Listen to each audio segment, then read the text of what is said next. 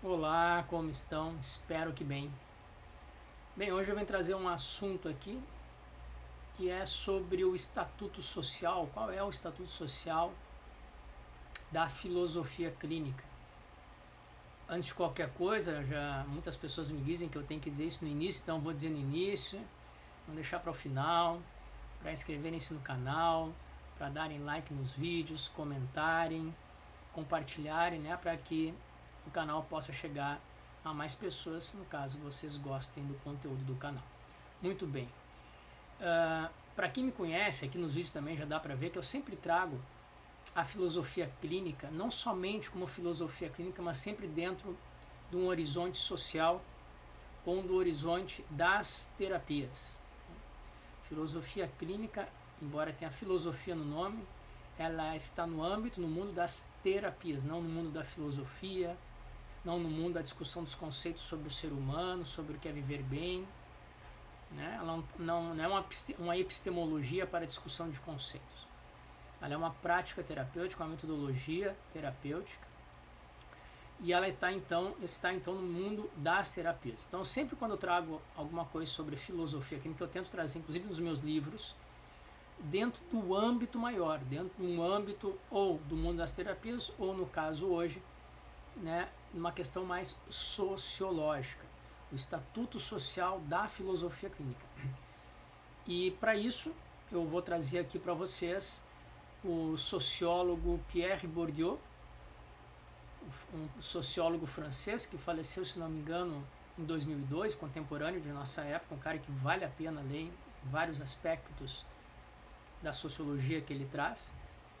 E eu vou trazer aqui a teoria de campos dele, muito resumida, só aquilo que me interessa falar aqui a respeito de colocar como eu vejo a filosofia clínica dentro, né, desse campo social, obviamente, das terapias, tá? Mas num âmbito um pouco maior. Então, eu recortei aqui algumas coisas que eu vou ler a respeito dele e vou comentando para vocês.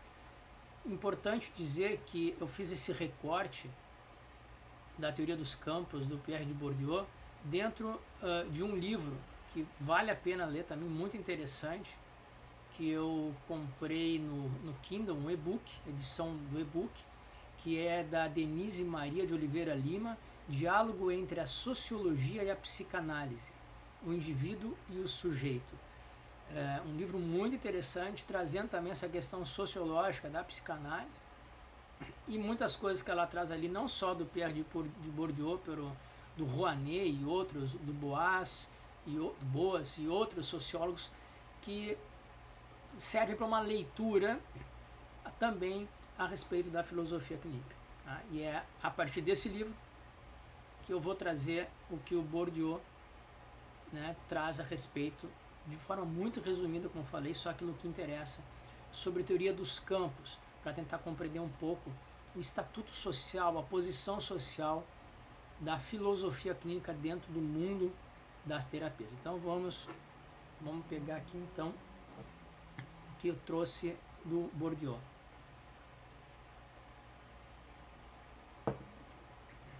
Primeiro, o que é a teoria dos campos? Essa teoria ela define o campo de ação no qual interatuam, né? Que interagem, o campo de ação no qual interagem agentes que buscam nesse campo o poder, ou a legitimação, ou a conservação, ou a ruptura. Tá?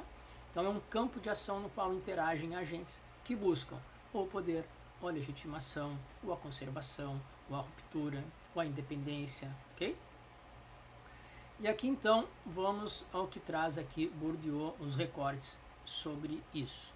Vai dizer ele: campo é o espaço de práticas específicas, relativamente autônomo, dotado de uma história própria, caracterizado por um espaço de possíveis, que tende a orientar a busca dos agentes, definindo um universo de problemas, de referências, de marcas intelectuais. Então vamos lá, né? É um espaço de práticas específicas. Vamos tentar imaginar aqui, né, colocar aí a filosofia clínica relativamente autônoma. A filosofia clínica é autônoma frente a outras metodologias e práticas terapêuticas. dotado de uma história própria. A partir de Lúcio Pachter, nos anos 90, já temos essa história aí, mais ou menos 30 anos de história da filosofia clínica, caracterizado por um espaço de possíveis, né, que são as possibilidades de agência dentro desse espaço, a partir dessa autonomia da filosofia clínica, e esse espaço de possíveis, essa história, essas práticas específicas e autônomas, tende a orientar a busca dos agentes.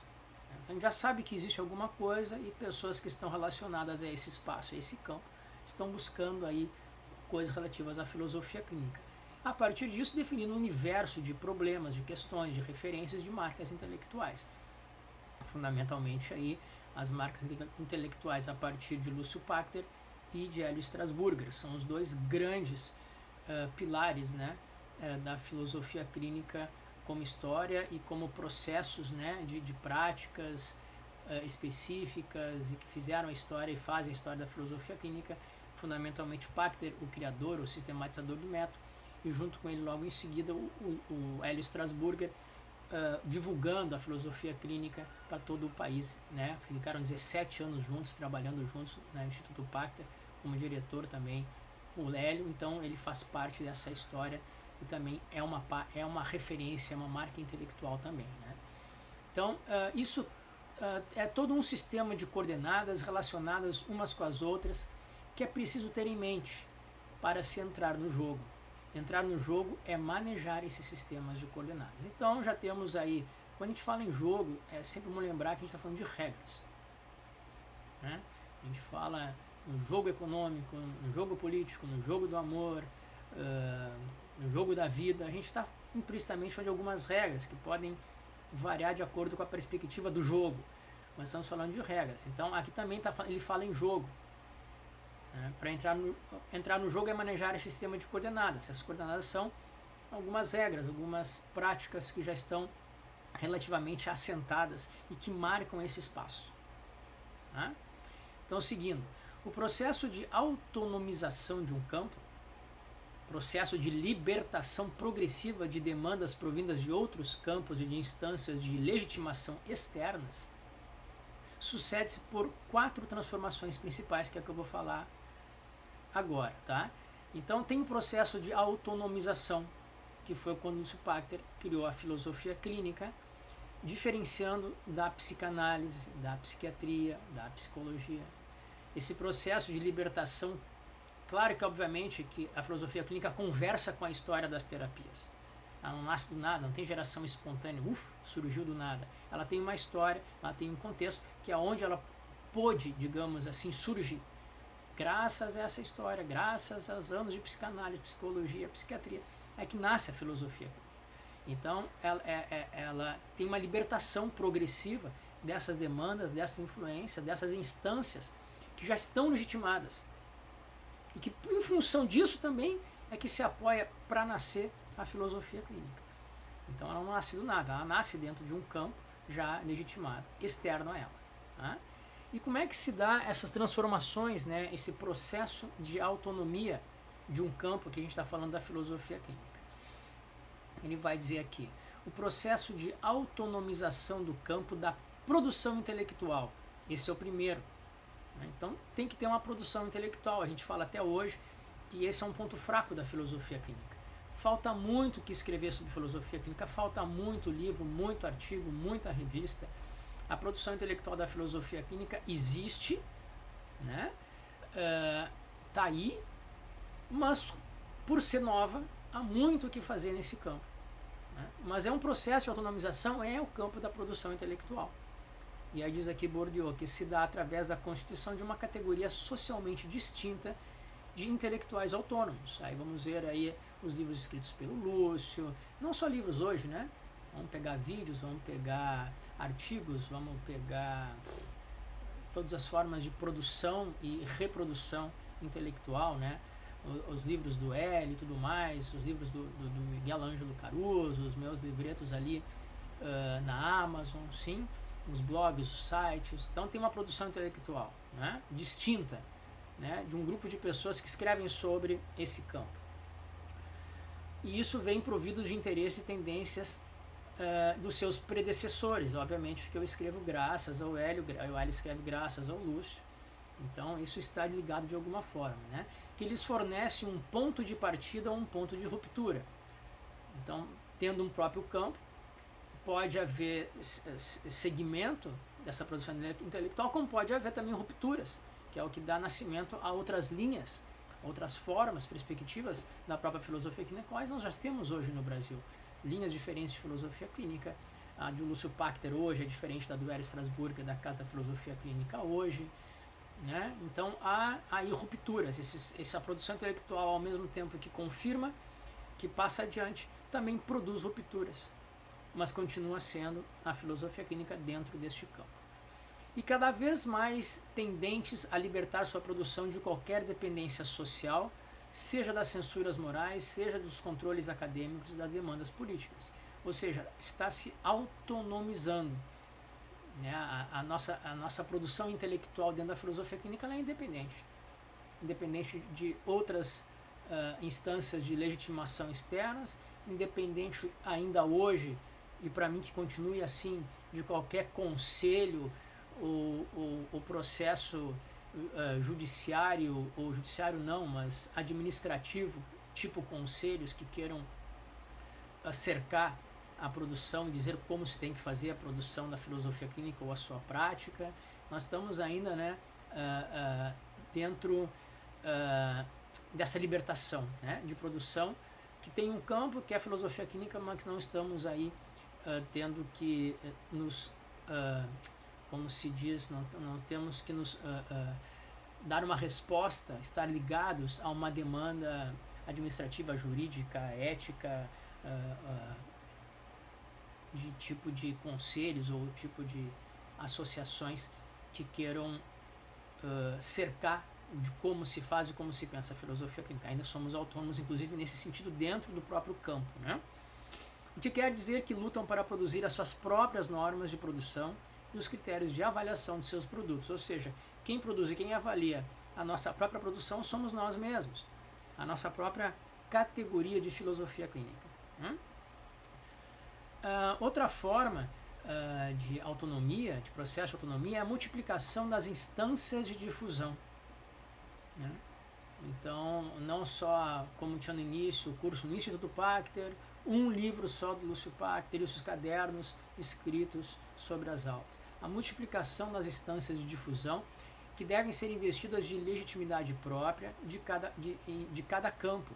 Tem por função difundir os produtores e seus produtos, ou seja, filosofia clínica hoje, né, tem vários difusores do seu produto e várias pessoas fazendo isso. Então, dá o caráter de ser um grupo de pessoas que estudam essa área, que produzem e que lançam, que difundem os seus produtos, sejam aulas, sejam cursos, sejam livros, sejam lives, sejam blogs, sejam sites. Né? Então, hoje já tem uma multiplicação de instâncias de difusão. Obedece fundamentalmente aos imperativos da concorrência pela conquista de mercado. Claro que queremos, de alguma forma, nos colocar nosso campo frente aos outros campos que já estão legitimados aí culturalmente. Né? Então, queremos ser uma opção de uma metodologia terapêutica. E para isso a multiplicação das instâncias é muito importante. Né? E por isso que eu digo aqui, como eu disse agora, compartilhem o blog, o site, não só meu, das pessoas que vocês consomem, de certa forma, a filosofia clínica, seja de quem for. Quanto mais a filosofia clínica for difundida, independente de que instância seja dentro do campo, para mim acho que só fortalece a própria filosofia clínica. Né? A outra forma de processo de autonomização, vai dizer Bourdieu, são as instâncias de reprodução e consagração, quando elas cumprem a função de legitimação cultural. Né? Então, por exemplo, as instâncias de reprodução e consagração, que são as formações, são os centros de formação, que são os pensadores e produtores da filosofia clínica, enquanto que difundem a sua teoria, a sua prática, a sua linguagem e tudo mais, sua metodologia, quando eles cumprem a função de legitimação cultural. Se a gente quer saber de filosofia clínica, a gente vai a essas pessoas. elas legitimam esse processo todo que nasceu lá nos inícios dos anos 90 com o Lúcio Pachter. Ele está aí também, então ele faz parte, né, de uma instância de legitimação cultural da filosofia clínica, e aí o próprio campo vai fazendo essas marcações e vai separando aqueles que cumprem essa função de legitimar culturalmente, através de uma cultura maior, fora do campo, né? Quando a gente fala cultural, está falando agora fora do campo. O campo é das pessoas que produzem e consomem filosofia clínica, mas é aqueles que não conhecem, que fazem parte de um campo cultural maior, vão chegar à filosofia clínica a partir, né, de algumas instâncias de consagração, que já são consagradas e que legitimam a filosofia clínica, seja pelo Instituto Pachter, seja pelo Instituto Zêndigo do Gilberto, seja pelo Miguel Ângelo Caruso, pelo Paulo Alves Filho, pelo Hélio Strasburg, da Casa da Filosofia Clínica, por qualquer outro, pela Hippocé, né?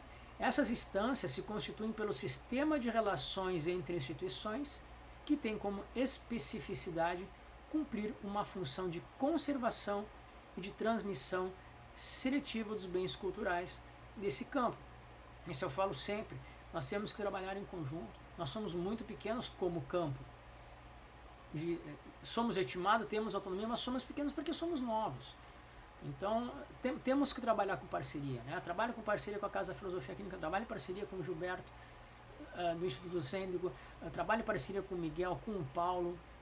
Temos que trabalhar com parcerias, né? É um sistema de relações entre instituições, entre pensadores e praticantes, terapeutas, estudiosos. Temos que trabalhar com parceria, não deveríamos fazer a exclusão de um ou de outro. Podemos ter divergências, isso não é nada mal, filosoficamente a gente sabe que as divergências é onde se pode nascer, né, grandes sistemas de pensamento, que o fato de só concordarem com a forma original de pensar não quer dizer que seja produtivo, né? Tem algumas pessoas da filosofia que dizem que o maior seguidor de Platão não foram os neoplatonistas, foi Aristóteles, o seu aluno, que foi contra ele, e por trabalhar uma ruptura com aquilo do qual ele foi aluno por 19 anos, ele abriu uma nova forma de pensar. Esse é o grande seguidor de Platão, aquele que rompeu de alguma forma com alguns conceitos do seu sistema de pensamento. Isso não é mal, isso é o que dá legitimidade tanto a um quanto ao outro, e ao mesmo tempo, culturalmente, dá opções de pensamento, né? Então, nós temos que trabalhar, penso eu, deveríamos trabalhar, né, no sistema de relações entre filósofos clínicos, entre alunos, entre pesquisadores, entre revistas, entre institutos, né, para a gente conservar e transmitir de forma seletiva e diferente, cada um na sua perspectiva, mas todos de alguma forma sendo, né, e trabalhando sendo filosofia clínica e trabalhando para a consagração, né, para a conservação, para a legitimação da filosofia clínica de forma mais ampla, de uma forma, digamos, cultural, né? Essa instância de reprodução e consagração e legitimação cultural trabalha a favor dos produtores aptos a produzir determinados bens culturais e também de consumidores aptos a consumir, é o que eu acabei de falar. Então a gente acaba passando, né, do nosso campo de ação para o conhecimento da cultura, né, de um pessoal que está fora aí e que ouve falar, que escutou falar, mas não sabe o que é. Para finalizar aqui, dentro dessas 4 instâncias de autonomização, diz Bourdieu, ele fala que o grau de autonomia também do campo também é medido pelo grau em que se mostra capaz de funcionar como um mercado específico e de legislar com independência sobre a autenticidade dos seus produtos, que é o que acontece, né? Então já existe o mercado da filosofia clínica, já existe várias pessoas oferecendo produtos da filosofia clínica, já tem um mercado específico, já conhecemos os atores, os agentes desse mercado, como é pequeno, mais ou menos são os mesmos, vão surgindo novos, como surgiu a Hippocé aí em 2021, né? Vão surgindo novos, e entre esse mercado já tem aí práticas consolidadas que legislam a partir, né, com independência, a partir da própria autenticidade dos seus produtores, dos seus produtos, né, que se oferecem, sejam livros, sejam cursos, sejam formações, sejam, né, qualquer tipo de produtos, muitos inclusive na filosofia clínica, que tem muito essa característica também, por sinal, e também muito em função de um dos seus agentes fundamentais, aí, junto com o Lúcio Pachter, que é o hélio, que é essa coisa de ser muito acessível, né? Muitas coisas, se não são gratuitas, tem um custo muito baixo, ou um custo aí customizado, digamos assim, aquilo que a pessoa pode, disponibiliza, pagar e quer ter acesso, porque nos interessa que a filosofia clínica avance, porque acreditamos na mensagem da filosofia clínica, acreditamos nesse modelo de compreensão do ser humano de forma singular, fenomenológica, compreensiva, né? Então a gente, nesse momento também, para facilitar o acesso cultural ao campo da filosofia clínica, muitos filósofos clínicos dão acesso às suas informações de forma muito barata, às vezes quase gratuita, como fiz, né, a Epoqué Verão 2024, que foram com contribuição espontânea. Então acho que isso também faz parte um pouco, não do todo o campo, mas de alguns campos menores dentro do campo da filosofia clínica, nos quais alguns filósofos clínicos, produtores, agentes, tentam dar um acesso às informações da filosofia clínica, inclusive a própria terapia, que é o que mais interessa, né? O que mais interessa à filosofia clínica é que ela funcione como terapia, porque é para isso que ela nasceu, como uma prática terapêutica. Inclusive, para muitos terapeutas, o acesso à terapia é muito mais facilitado financeiramente do que as outras formas de terapias dos outros campos concorrentes, entre aspas, né? Psicologias, psicanálise, psiquiatrias, onde o acesso já se torna muito mais elitista. Na filosofia clínica ainda não. O acesso ainda ele tem muitas facilidades para informações, para cursos, para formações, inclusive para terapia. Vocês podem entrar aí em contato com vários terapeutas, que vocês vão ver que grande parte deles vão facilitar o acesso à terapia. Por quê? Não só porque é um campo novo, mas porque acreditamos fortemente que essa metodologia, acreditamos não com fé cega, acreditamos pela prática, porque vemos isso diariamente. Eu desde 2014 atendendo a capacidade de libertação e emancipação, de autoconhecimento que a filosofia clínica dá para quem entra em contato com ela. Eu, inclusive, quando fui partilhante da filosofia clínica, foi a primeira sensação, né, de emancipação do conhecimento sobre mim mesmo. Então, acho que também tem essa característica dentro de campos mais específicos, dentro do campo da filosofia clínica. Bom, esse é o recado que eu queria dar hoje, né? Penso um pouco nesses termos aí, a filosofia clínica, qual o estatuto social da filosofia clínica dentro do mundo das terapias, e também um pouco na sua condição social ainda novedosa, né? Ainda nova, mas já firme, já com a sua metodologia, já autônoma, consagrada e legitimada pelo próprio campo da filosofia clínica. Tá bem? Perguntas, sugestões, questões, coloquem nos comentários aí. Eu vou deixar também no comentário a descrição, aí vocês quiserem acessar e ter esse livro aí, do qual eu tirei aqui as partes que me interessam do Bourdieu. Eu vou dizer de novo, é da Denise Maria de Oliveira Lima, Diálogo entre a Sociologia e a Psicanálise, o Indivíduo e o Sujeito, uma edição do Kindle que eu comprei na Amazon. Tá bom, pessoal? Muito obrigado, então, e até o próximo vídeo.